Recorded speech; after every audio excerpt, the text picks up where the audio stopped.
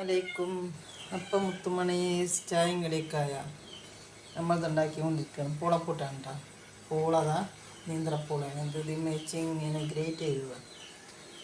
എന്നിട്ട് അതിലേക്ക് ഞാൻ ആട്ടപ്പൊടിയും റവയും അരിപ്പൊടി ഏതെങ്കിലും ഒന്ന് ചേർത്താൽ മതി. ചേർക്കാതെ ഉണ്ടാക്കട്ടോ.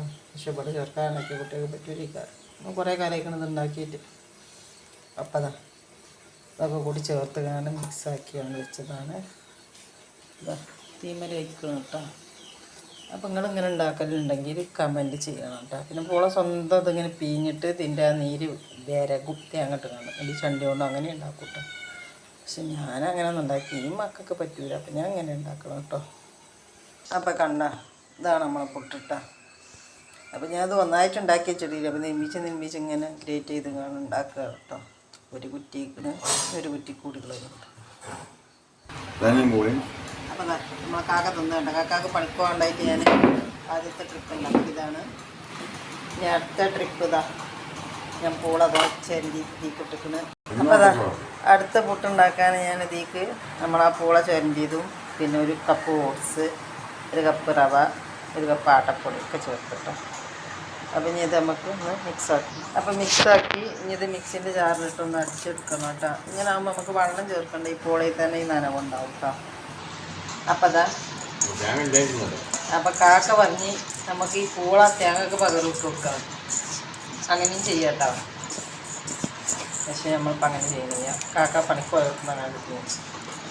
അപ്പം ഇനി ഇത് നമുക്ക് കാക്ക കുടിച്ച് പോയി. ഇനി ഞാൻ കുടിച്ച് നോക്കട്ടെ കേട്ടോ. ഇത് കറി കൂട്ടാതെ തിന്നാലേ ഇതിന് ടേസ്റ്റാണ്.